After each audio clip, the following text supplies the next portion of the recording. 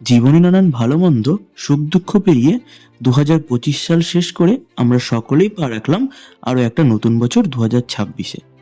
2025 বলি আর 26 বলি, প্রতিটা বছর শুরু হয় 1 জানুয়ারি সেলিব্রেশনের মধ্যে দিয়ে। প্রতিটা বছর এই 1 জানুয়ারি সারা বিশ্ব জুড়ে আমরা প্রত্যেকে নিউ ইয়ার পালন করি। এখন কথা হলো, কখনো কি তোমাদের মনে হয়েছে প্রতিটা বছর কেন এই দিনটাতেই আমরা বছর শুরু করি?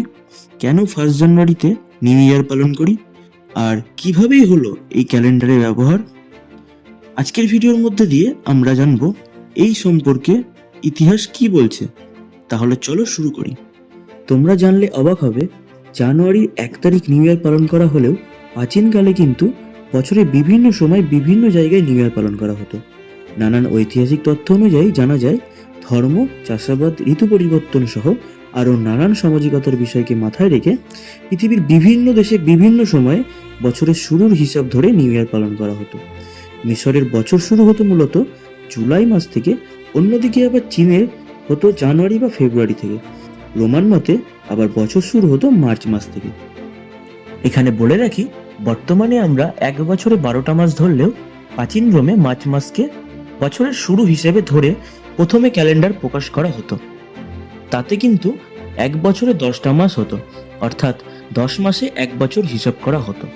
এখন যে হাড় কাঁপানো শীতে আমরা জড়সড়, রোমানে সেই ক্যালেন্ডারে শীতকালীন কোনো সময়কাল ছিল না। তবে ধীরে ধীরে সময়ের নানান পরিবর্তনের মধ্যে দিয়ে খ্রিস্ট জন্মের প্রায় 690 বছর আগে, আনুমানবিক 713 খ্রিস্টপূর্বাব্দে, রোমের রাজা নুমো পমিপালিস 10 মাসের ক্যালেন্ডারটি সংশোধন করে ইয়ানুয়ারিস অর্থাৎ জানুয়ারি এবং ফেব্রুয়ারিস অর্থাৎ ফেব্রুয়ারি নামের আরও 2টো মাস যুক্ত করে 12 মাসের ক্যালেন্ডারটি পরিবর্তন করেন। শুরু হয় 12 মাসের ক্যালেন্ডার। রোমান দেবতা জানুসের নাম অনুসারে রাখা হয় জানুয়ারি মাসের নাম। রোমানদের পৌরাণিক কাহিনী অনুযায়ী জানুস হলো এক দ্বিমুখী দেবতা, অর্থাৎ যার 2টি মুখ, যাকে রূপান্তরিত অর্থাৎ পরিবর্তনের দেবতা বলা হয়। ইংল্যান্ডের এই বার্মিংহাম বিশ্ববিদ্যালয়ের অধ্যাপক ডায়না স্পেন্সারের ব্যাখ্যা অনুযায়ী বলা হয়, জানুসের 2টি মুখ, অর্থাৎ সামনের দিকে আরেকটি পেছনের দিকে ঘোরানো, যার দ্বারা মানব জীবনের অতীত এবং ভবিষ্যৎ উভয় দিক নির্দেশ করা হয়। যার সামনের মুখটি ভবিষ্যৎ এবং পেছনের মুখটি অতীতকে নির্দেশ করে। সত্যি যদি আমরা বিবেচনা করে দেখি, তাহলে জানুয়ারি বছরের প্রথম মাস হওয়ার পিছনে অতীত এবং ভবিষ্যৎ উভয় দিকে তাকানোর বেশ সুন্দর একটা সম্পর্ক আছে। অধ্যাপক স্পেন্সারের এই বিষয় সম্পর্কিত বক্তব্যগুলি যদি তোমরা পড়ো, তাহলে বিষয়টা আরো ভালোভাবে বুঝতে পারবে। অধ্যাপক স্পেন্সারের বক্তব্য অনুযায়ী জানুয়ারি এক ধরনের বিরতি এবং প্রতিফলনের সময়কাল। এরপর থেকে রোম যত তার প্রভাব বিস্তার করে ক্ষমতা অর্জন করতে থাকে, ততই তাদের বিশাল সাম্রাজ্য জুড়ে নিজেদের ক্যালেন্ডার ছড়িয়ে দিতে শুরু করে। ঠিক এমন সময় বিশাল এই সাম্রাজ্যের ক্ষমতায় আসেন জুলিয়াস সিজার, যিনি ক্যালেন্ডারের এক বিবর্তন আনেন। শুরু হয় জুলিয়াস ক্যালেন্ডারের ব্যবহার। তবে এই ক্যালেন্ডার অনুযায়ী নতুন বছর 1 জানুয়ারি শুরু হলেও তাতে বেশ কিছু খামতি থেকে যায়। বছরের লিপিয়ারও এখান থেকে শুরু হয়, তবে সৌর বছরের হিসাব এখানে 11 মিনিট বেশি হয়ে যায় এবং জুলিয়াস ক্যালেন্ডারটি 10 দিনের হেরফের দেখা যায়, যার ফলস্বরূপ মহাবিষুব 21 মার্চ বদলে 11 মার্চ পড়ে যায়। ধীরে ধীরে রোম সাম্রাজ্যের পতনের সাথে একসময় খ্রিস্টীয় প্রভাব বেশি জনপ্রিয়তা লাভ করে। যেহেতু খ্রিস্টীয় উৎসব ইস্টারের দিন নির্মাণের সাথে সাথে মহাবিষুব জড়িয়ে, সেহেতু মহাবিষুবের সাথে জুলিয়াস ক্যালেন্ডারের এই অমিল রোমান ক্যাথলিক সিজারের কাছে অপ্রয়োজনীয় হয়ে যায়। কাজেই এই সমস্যার সমাধানের জন্য একাদশ শতাব্দী নাগাদ, অনুমানবিক 1552 সালে 8ই অক্টোবর, পেপ গ্রেগরি একটি নতুন ক্যালেন্ডার প্রকাশ করেন। এই ক্যালেন্ডারটির পরিবর্তে তার নাম অনুসারে গ্রেগরি ক্যালেন্ডার নামে সুপরিচিত হয়। এই ক্যালেন্ডারটির উদ্দেশ্যই ছিল মাঝের এই 10 দিন বাদ দেওয়া, যার ফলে অধিবর্ষ অর্থাৎ লিপিয়ারের নিয়মে কিছুটা পরিবর্তন আনা হয়। জুলিয়াস ক্যালেন্ডারে এই প্রতি 4 বছর অন্তর একটি অধিবর্ষ বা লিপিয়ার যোগ করা হতো, কিন্তু গ্রেগরি ক্যালেন্ডারে এই নিয়মের সঙ্গে নতুন এক শর্ত যুক্ত করে বলা হয়, যেই বছরগুলি 100 দ্বারা বিভাজ্য, সেগুলো যদি 400 দ্বারা বিভাজ্য অর্থাৎ ভাগ করা না যায়, তবে সেই বছরগুলি অধিবর্ষ হবে না। যেমন 1700, 1800, 1900 এই বছরগুলো 100 দিয়ে ভাগ করা গেলেও 400 দিয়ে ভাগ করা যায় না, কাজেই তা লিপিয়ার হবে না। অন্যদিকে 2000 সাল 400 দ্বারা বিভাজ্য হওয়ায় তা লিপিয়ার হবে। গ্রেগরিয়ান ক্যালেন্ডারের এই সংশোধিত নিয়ম ক্যালেন্ডারকে জ্যোতিষবিজ্ঞানের সৌর বছরে আরও কাছাকাছি নিয়ে আসে। এবং ক্যালেন্ডারটিকে আরো সূক্ষ্ম ও যথাযথ করে তোলে। তবে প্রাথমিকভাবে কেবল ক্যাথলিক দেশগুলোতে এই পেপের ক্যালেন্ডারটি গ্রহণ করে। অন্যদিকে প্রোটেস্টান্ট এবং অর্থোডক্স খ্রিস্টান দেশগুলো এটাকে ক্যাথলিক গির্জার প্রভাব বিস্তারের চেষ্টা ভেবে শুরুতে ক্যালেন্ডারটি গ্রহণ না করলেও সময় ও গণনা নির্ভরতার কারণে ধীরে ধীরে বিশ্বের প্রায় সব দেশই এই গ্রেগরিয়ান ক্যালেন্ডারটি গ্রহণ করতে বাধ্য হয়। এভাবে শুরু হয় সারা বিশ্ব জুড়ে গ্রেগরিয়ান ক্যালেন্ডারের ব্যবহার, যা আজও আমরা এখনো অনুসরণ করে চলেছি। আর এইভাবেই শুরু হয় 1 জানুয়ারি সেলিব্রেশন। ক্যালেন্ডার সহ 1 জানুয়ারি কেন নিউ ইয়ার পালন হয় তা তো জানালাম। এবার জানাবো নিউ ইয়ার সেলিব্রেশন ছাড়াও আর কি কি 1 জানুয়ারিতে আমাদের কাছে এত স্পেশাল। আজকের দিনে অর্থাৎ 1862 সালে 1 জানুয়ারি ভারতে চালু হয় ভারতীয় দণ্ড সংহিতা বা আইপিসি অর্থাৎ ইন্ডিয়ান পেনাল কোড, যা ভারতীয় শাসন ব্যবস্থার এক গুরুত্বপূর্ণ অংশ।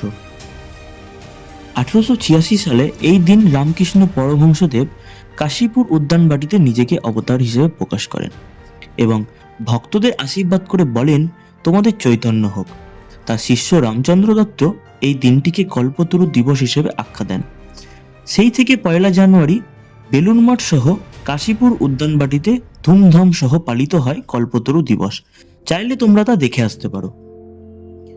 বর্তমানে ভারতীয় রাজনৈতিক দলগুলির মধ্যে অন্যতম সুপরিচিত দল মাননীয় মমতা বন্দ্যোপাধ্যায় কর্তৃক পরিচালিত অল ইন্ডিয়া তৃণমূল কংগ্রেস অর্থাৎ টিএমসি দলটি 1998 সালে 1 জানুয়ারিতে প্রতিষ্ঠিত করা হয়। কলকাতায় ঐতিহ্যবাহী সংস্কৃত কলেজের প্রতিষ্ঠাতাও হলো এই দিন, যা 1824 সালে 1 জানুয়ারিতে প্রতিষ্ঠিত হয়। ডাব্লিউটিও বা ওয়ার্ল্ড ট্রেড অর্গানাইজেশন 1995 সালে 1 জানুয়ারি প্রতিষ্ঠিত হয় আন্তর্জাতিক বাণিজ্য নিয়ন্ত্রণের লক্ষ্য নিয়ে, যা বিশেষভাবে গুরুত্বপূর্ণ। এই দিনে 1869 সালে প্রশাসনিকভাবে গঠন করা হয় জলপাইগুড়ি জেলা, যা অন্যতম ট্যুরিস্ট স্পট তথা জাতীয় উদ্যান হিসেবে সুবিখ্যাত।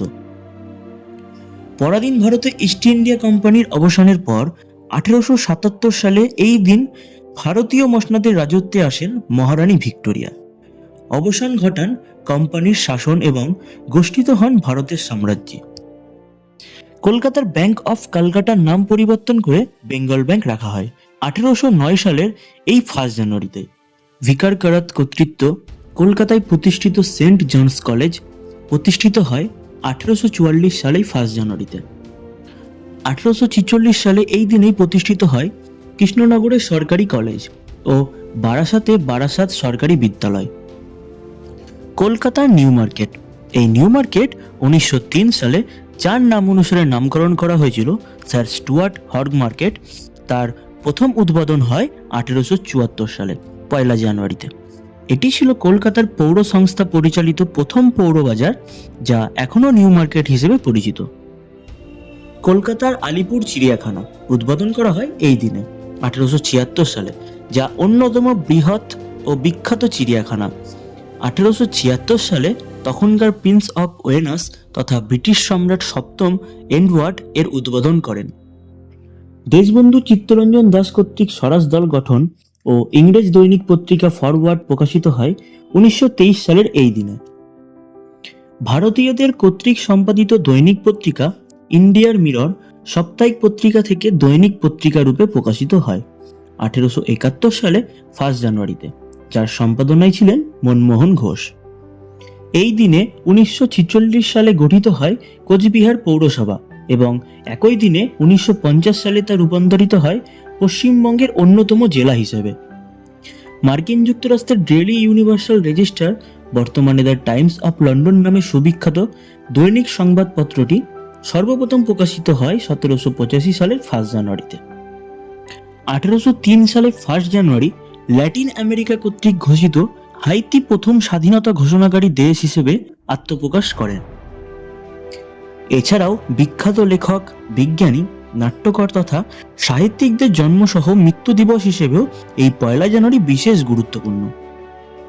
সত্যেন্দ্রনাথ বসু, সুহিত কুমার রায়, মহাদেব দেশাই, জসিমউদ্দিন প্রভৃতি বিশিষ্ট ব্যক্তিবর্গের জন্ম এবং সুরেশচন্দ্র সমাজপতি ভারতীয় বৈষ্ণব ধর্মগুরু গৌড়িয়া মঠের প্রতিষ্ঠিতা ভক্তি সিদ্ধান্ত সরস্বতী ঠাকুর সহ ভারতের আদিবাসী হো বিদ্রোহের নায়ক পৌট হো প্রভৃতি ব্যক্তিবর্গের মতো মহান ব্যক্তিদের মৃত্যু দিবস হিসেবেও আজকের এই দিনটা বিশেষ গুরুত্বপূর্ণ।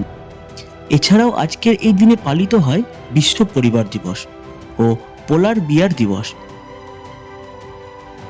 সুতরাং 1 জানুয়ারি শুধু ক্যালেন্ডারের এই প্রথম দিনটাই নয়, তা বিভিন্ন সামাজিক, রাজনৈতিক ও সাংস্কৃতিক পরিবর্তনের সাক্ষীও বটে। আজকের জন্য এটুকুই। দেখা হবে অবশ্যই অন্য কোনো বিষয় নিয়ে পরের কোনো ভিডিওতে। দেখা না দিলে বন্ধু কথা কইও না।